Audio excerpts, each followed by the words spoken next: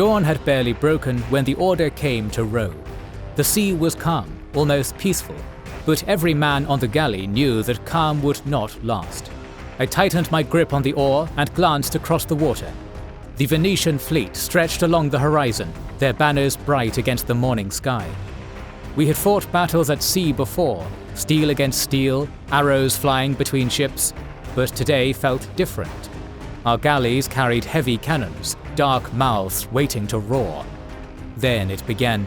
A thunderclap split the air as the first cannon fired. Smoke rolled across the waves, and splinters tore from the enemy hull. Men shouted, drums pounded, and the sea filled with fire and chaos. They will remember this as the Battle of Zonchio, but to me it was the moment the quiet sea turned into a storm of gunpowder and flames. With that war out of the way, I can guarantee you they used the time freed up to get back to a more important conflict, the endless massive boss battles and rewarding quests in our sponsor today, none other than Raid Shadow Legends. If you haven't started your adventure in Raid yet, then the good news is that they have been adding content for years and years, and it's still all free to play. To make it less overwhelming to deal with it all, you can now start off with some solid champions to give you a viable party right from the beginning, courtesy of our special deal. First, we'll give you the legendary champion Harvest Jack, a crowd control and anti-buff master. Then at level 15 you get epic Knight-Errant, among the best single target attackers in the game, so basically you don't need to worry about bosses. But wait, there's more. Check out these 5 promo codes. All new players can take any one of these 5 to add another legendary champion to their starting party. We recommend you go with BIGDAWG because while he's not a massive damage dealer, he will keep the characters that are, like Harvest Jack, alive for a very long time, and hence deal you a lot of damage through his support across the whole game. To get started, just download the game via our link in the description or QR code on screen, and then input your chosen code within 48 hours, and all of this powerful stuff will be free for you. Once you're set up, you can even join the Kings and Generals clan in-game. See you there. It had been almost 2 decades since Bayezid II's ascension to the Ottoman throne. By that time, the state had recovered economically from the constant warring days of his father. The finances of the empire were on the up, and the political stability of the central government was secure for now.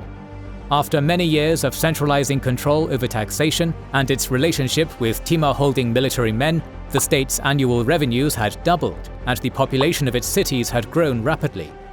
But as the Ottoman Empire was closing out the 15th century in prosperity, new challenges lay ahead. Since 1479, the Republic of Venice and the Ottoman Empire had been at peace.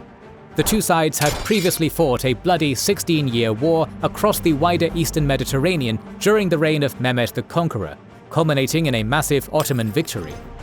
New lands had been brought under Muslim rule, and the Doge had become a tributary of the Sultan. However, even during peace, tensions between the two realms had been slowly building up. During the height of Cem Sultan's rebellion in 1482, Venice had opportunistically seized the Ionian island of Zakynthos from the Sublime Porte, which it considered strategically essential for protecting its maritime routes between the Adriatic and the eastern Mediterranean. Nonetheless, knowing that he could not wage a prolonged war with Venice in his unstable state, Bayezid concluded a new peace treaty with the Republic in 1483, acknowledging the transfer of the island.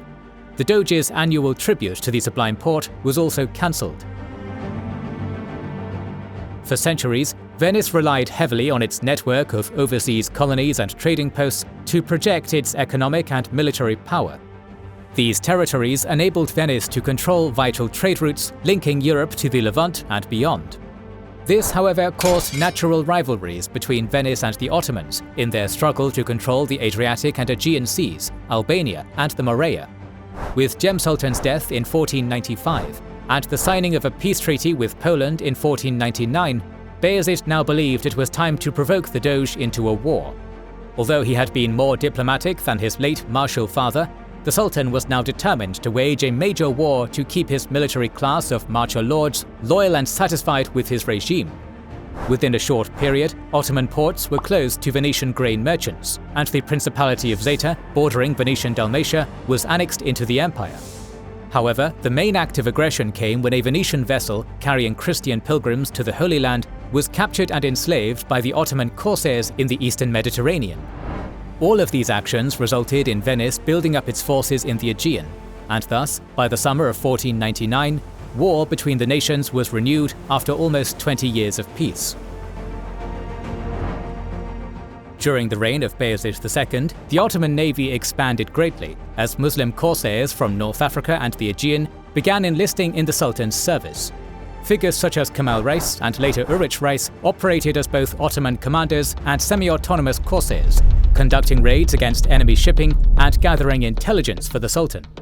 This integration of corsair warfare into Ottoman naval strategy provided the Sublime Porte with flexibility, experience, and a steady influx of skilled sailors throughout the 1490s, and it would prove crucial in the war to come. By the summer of 1499, an Ottoman fleet, led by Kemal Reis and his subordinate Reis, sailed through the Dardanelles into the Aegean Sea with the goal of attacking Venetian possessions in the Morea. Kemal Reis had entered the service of Bayezid back in the 1480s. In a military career spanning 2 decades, the Turkish corsair assisted and transported Jewish and Muslim refugees fleeing Spain during the fall of the Islamic Emirate of Granada. During such endeavours, he had also sacked the Balearic Islands, the island of Corsica, and even bombarded the Spanish coastal towns of Malaga, Almeria, and Elche. For these services, Kemal Reis was promoted to Admiral of the Ottoman Navy in 1495 and was given command of the largest military vessel that the Ottoman state had ever constructed. Named Gurkha, the ship was one of the 2 carracks built in the Venetian model that could carry up to 700 soldiers and dozens of cannons. In the following years, the new admiral, on board his new flagship, would build a fierce reputation in the courts of Western Europe as an unstoppable marauder of the Mediterranean. As a result of Kemal's advance into Morea, the Doge assigned Antonio Grimani, who was already in the region mustering arms for the war, to lead the war effort. By midsummer, the Venetian admiral had concentrated his fleet at the coastal town of Modon, and now awaited the arrival of Kemal from the east. Grimani would only have to wait a month. The Ottoman fleet had begun its operations in the region by first sacking the island of Sapienza off the southern tip of Morea, before bypassing Modon and sailing towards the Cape of Navarino, which the Venetians called Zonchio. The confident Grimani decided that now was the time to strike, and ordered his fleet to set sail to meet the Turks at once. The Battle of Zonchio had just begun. The Ottoman fleet, led by Kemal, was immense, totaling around 260 ships and over 35,000 sailors, oarsmen and soldiers. This number included 60 light galleys, 3 great galleys, 30 galleots, 40 fustas, and over 130 transport and barge ships. At the center of the fleet were 2 massive carracks, serving as the flagships of Kemal Reis and Reis. The Venetian fleet was smaller than the Ottoman fleet, but superior in quality, numbering around 95 ships and 25,000 sailors, oarsmen and soldiers. This number included 17 galleys, 46 galleots, and 15 carracks. Although outnumbered, Antonio Grimani was confident that his mighty carracks could easily break through the front lines of the light Ottoman galleys and win him the day, and so he ordered an all-out attack. However, right on the eve of battle, the Venetian Duke of Corfu, Andrea Loredan, had arrived with additional ships, determined to join Grimani. The Loredan family had long fought the Ottomans throughout the eastern Mediterranean, dating back to the siege of Thessalonica in 1422. And so Andrea Loredan was determined to continue his family's military legacy against the Turks. Though annoyed by the breach of discipline, Grimani allowed Loredan to lead his own attack on the Ottomans. What followed was the unfolding of a full Venetian disaster. After engaging the enemy, Loredan believed he had spotted the flagship of Kemal Reis, but the ship was actually commanded by Reis. Under thunderous cannon fire and whistling arrows, a bloody clash began. Instantly, the numerous Ottoman light galleys began swarming the ships of Loredan. But despite this dramatic clash, most Venetian commanders hesitated to engage the Ottoman fleet. Only a few ships entered the fight, including the great galley of Captain Vincenzo Polani, which battled numerous Ottoman galleys for many hours before escaping badly damaged. Grimani repeatedly sounded his trumpets to order a general attack, but confusion and reluctance spread through his fleet, and many captains failed to act. It quickly became evident that Grimani was sorely inexperienced in commanding such a large navy. Meanwhile, Loredan's ship and Reis's carrack became locked together in close combat. After several hours of fighting, a massive fire broke out on the Ottoman vessel, igniting its powder stores and causing a massive explosion that destroyed the ship and killed both admirals. Although the spectacle shocked both fleets, the Venetians failed to exploit the situation and even neglected to rescue many of their own survivors. By sunset, the Venetian fleet had fled the site of battle, thus concluding the battle in a surprising Ottoman victory. Zonchio became a deep psychological blow to Venice, revealing serious weaknesses in leadership and the overall command structure of its navy. By the end of the year, the victorious Kemal Reis and his fleet sailed around the Morea into the Gulf of Corinth and began besieging the Venetian stronghold of Lepanto. However, the unorganized Venetian fleet once again failed to engage in battle and so retreated. As a result, Lepanto surrendered within a matter of weeks, thus giving Kemal Reis and his fleet another great victory. Meanwhile, massive Ottoman raids into Venetian-controlled Friuli, Dalmatia and Morea had also begun, as the local countryside of the regions was pillaged and its local inhabitants enslaved. Although not as successful as the previous raids conducted under Mehmed the Conqueror, they nonetheless caused widespread panic in Venice. More setbacks would follow the next year. By the spring of 1500, the Ottoman fleet set out to sea once more after wintering in Lepanto. This time around, the target was the fortress of Modon and Coron, nicknamed the Two Eyes of the Republic for their strategic importance in Venetian control over the Morea. However, in a short campaign, the twin towns fell after yet another Venetian fleet was routed off the coast by Modon. Ottoman supremacy on the waves had been established in the war, as for the first time in its history, the empire had shown it could now go toe-to-toe with Venice in naval warfare. More victories on land followed in 1501, with the fall of Navarino and Durrës, both huge blows for the Doge. Pope Alexander VI desperately tried to organize a new crusade to save Venice, sending delegations across Europe. However, upon learning of the Crusade, Bayezid entered into negotiations and succeeded in detaching Naples from allying with the Doge by granting the Italian kingdom access to trade in Ottoman ports and other favorable commercial concessions. Only a few ships from France and Genoa would answer the call for holy war. By the summer of 1501, this Crusader fleet, accompanied by the Venetians, entered the Aegean with the goal of capturing the Ottoman island of Lesbos, which was seen as the gateway to the Dardanelles.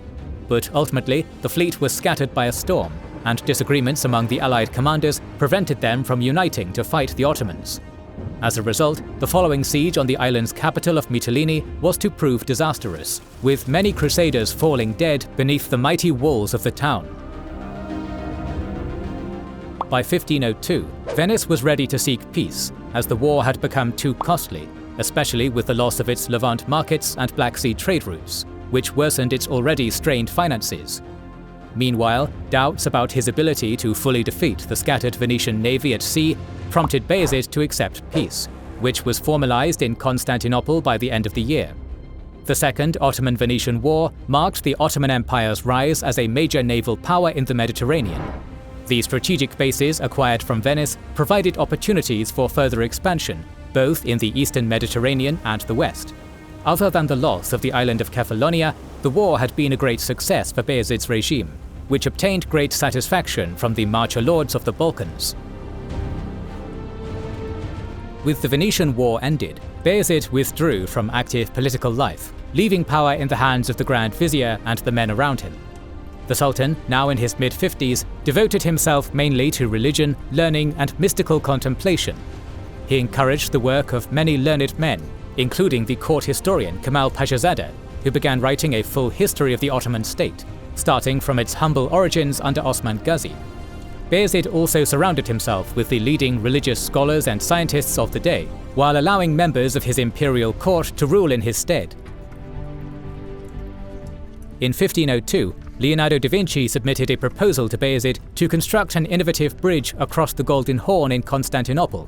Leonardo designed a single-span stone bridge, about 240 meters long, which would have connected Constantinople to the district of Galata. His design was revolutionary, because most bridges of that time relied on multiple supports in the water, whereas Leonardo proposed a single large flat arch that would allow ships to pass underneath. The bridge also incorporated advanced engineering concepts to enhance stability against wind and earthquakes. However, Ottoman officials likely considered the project too ambitious or difficult to build with the technology available at the time, and so such plans were scrapped. Although Bayezid slowly retreated from public life, his empire still remained active on all fronts. In 1500, a final Karamanid rebellion was suppressed, while throughout the decade, the naval forces of Kemal Reis harassed the lands and vessels of the Knights Hospitaller of Rhodes. However, it was up north where the largest victories would be found. In 1502, Crimean Khan Yenli Garai defeated the last Khan of the Great Horde and took over his realm and its capital, Sarai. In the aftermath of his great triumph, the Crimean Khan proclaimed himself as Khagan, thus claiming to be the direct successor to the Golden Horde's authority over the other Tatar realms of Eastern Europe.